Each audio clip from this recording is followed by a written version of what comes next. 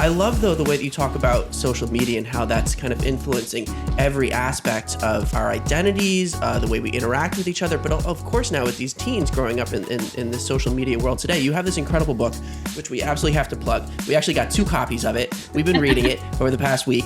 It's called Got Teens, and we're going to put this up on the screen so that people can see it better. We'll put a link in the description as well. Got Teens, the Dr. Mom's Guide to Sexuality, Social Media, and Other Adolescent Realities. How has social media played a role now in this ever-changing world of teenagers coming of age and learning how to build their identities and embrace themselves and interact with the world and each other in new ways as adults?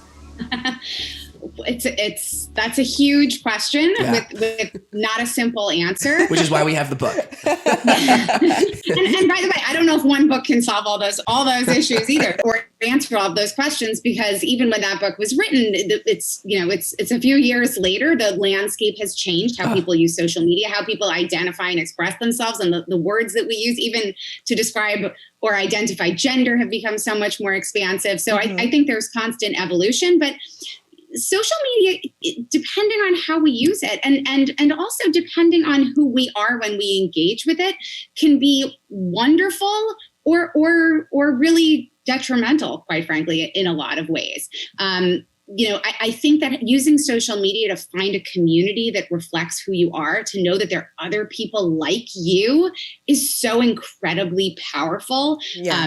I think back to growing up in the 80s and 90s where there was none of that. And if your sex education was fairly heterosexist and just limited in general, this idea that there were people like you would have been incredibly empowering and really probably would change the people's trajectory in terms of how they interacted with others, how they took care of themselves, self-esteem. So I think that that's incredible. That you can find your community. Of course, this idea that you have to define yourselves in these little moments, that they have to be perfect and witty. I have a very good family friend who is a teenage daughter who's like another child of mine. And I remember the year that she told me that she couldn't post a certain Instagram photo. She couldn't do birthday posts because it didn't match with the rest of how her page was laid out, and it had to be a certain color scheme. And I just thought, she was why are we doing this? Yeah. Especially like if people in your life are going to like you less because of the post that you put and it doesn't match the rest of the page, then honestly, the people you're surrounding yourself with are assholes. Yeah. And I think that's right. That's always been what I tell my kids. So I have an almost 16-year-old son, and my daughter is almost 12. And one of the things I always say is, my social media and for them too should be a way that you want to express and reflect yourself. It shouldn't be about how you're going to be validated by other people. Right.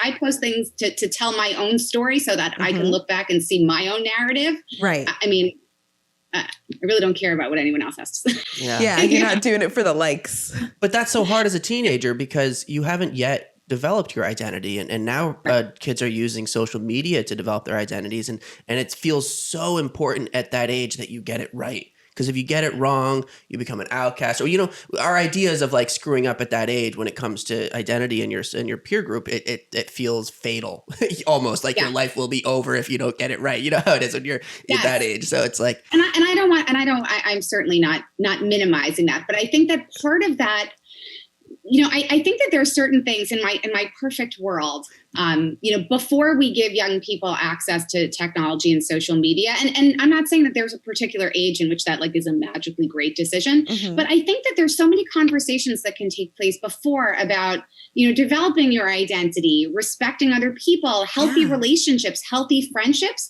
so that if someone responds to you in a negative way, you have the tools to say, you know what, that person does not have my best interest at heart. And that's not the person who I should be putting on a pedestal in terms of their opinions of me. Right. Yeah, no, I think that's very important. And I also think it's strange because like we are the last generation that remembers growing up with life before the internet. Before cell phones and smartphones. And so the generation behind us, like the next generation, they're starting off with social media. Like, I remember signing up for Facebook when it was just for college students. Yeah. And like now, like kids have Facebook when they're like, when they're 12. born. When they're born, parents are creating accounts for them and then they inherit that account. And like, it's even crazier because you have like this weird privacy issue with parents putting photos of their kid. Like, obviously you want to share photos of your child like on social media, but at what point does it become a violation of consent? Because this is a person who has never been able to say, please don't put my photo out. I don't like that picture. I think that is such a critically important perspective. The conversation about technology and consent is a really important one. I mean, there's so much to unpack with the consent conversation. My brain is sort of spinning. I don't even know where to begin. But I do think I do think that allowing young people to decide for themselves how they want to be publicly represented is beyond ethical and legal. It's the responsible thing to do if we are parents or caregivers or guardians. I always say, usually before I speak to groups, and I do a lot of parenting talks too, is that any story I share about my kids, I've gotten their consent in advance for sharing. And that is true.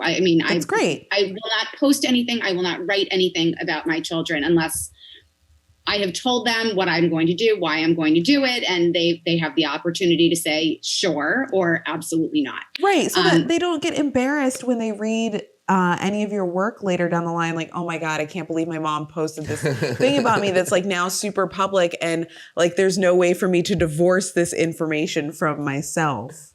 Yeah, I saw a clip online through one of the feeds about one of these super popular YouTube families who had posted a video and a whole conversation about the fact that their daughter was texting a boy, right? Yeah, I think I saw that. And I thought, first of all, you are inviting all of these people to comment on something that is a really typical part of development. And by the way, just because she was texting a boy doesn't mean anything about anything. Right. But I felt so badly because now so unfair. Now something that's like kind of embarrassing for this child, like as a part of growing up, has become up for public debate and discussion. And you have strangers giving you advice or telling you how to live your life. And it also is reinforcing this really weird narrative of toxic heteronormativity. Where it's like, oh, you're texting a boy. Obviously, you're going to like be trying to like hook up with this boy. And it's like, how do you even know I like boys? Like, did you even ask me that before I texted this kid? And if you did ask me, like, why are you putting it out on the internet? Like, what my sexuality is as a child? Like, this conversation, even now. This conversation around technology and how technology is like rapidly changing our experience with the world and how we interact with each other at such a rate that adults are still trying to figure out how we handle it and how we deal with it, and let alone, what advice we can give to the younger generation and help them. We're all kind of reeling because not only is it changing fast, it's increasing at the speed that it's changing. And we're only now 10 years after the iPhone's been out, really having these conversations seriously in a way where we can try to like take stock of what's going on and try to change the conversation and give good advice on it.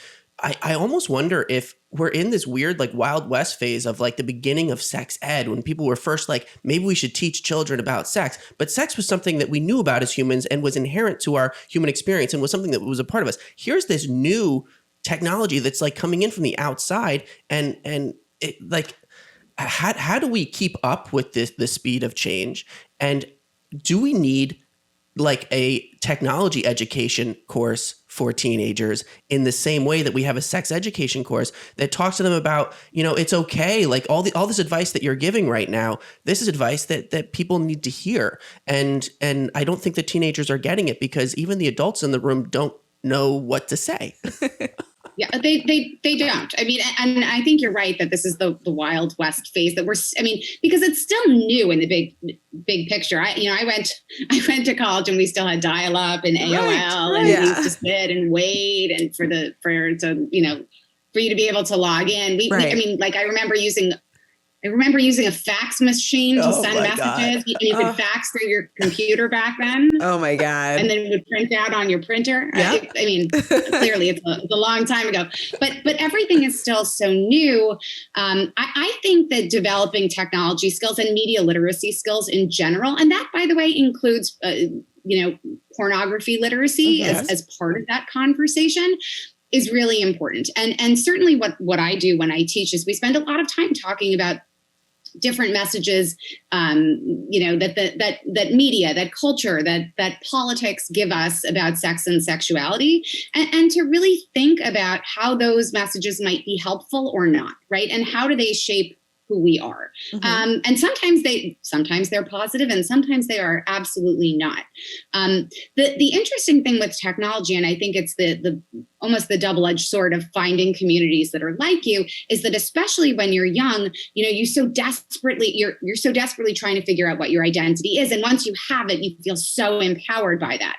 But as we know, people's individual trajectories, they don't always keep those labels, right? Sometimes we find ourselves in a different type of relationship, and all of a sudden we feel guilty about leaving that one community behind. Right. So, I mean, hopefully, in these discussions, we can also talk about the fluidity of a lot of identities, and that just because you are where you are in this moment, I mean, maybe you'll be there forever, but maybe you won't be. And that's not a judgment about you. That's just part of human existence. Thanks for checking out this clip from our show. To watch more clips or full episodes, click on our profile below.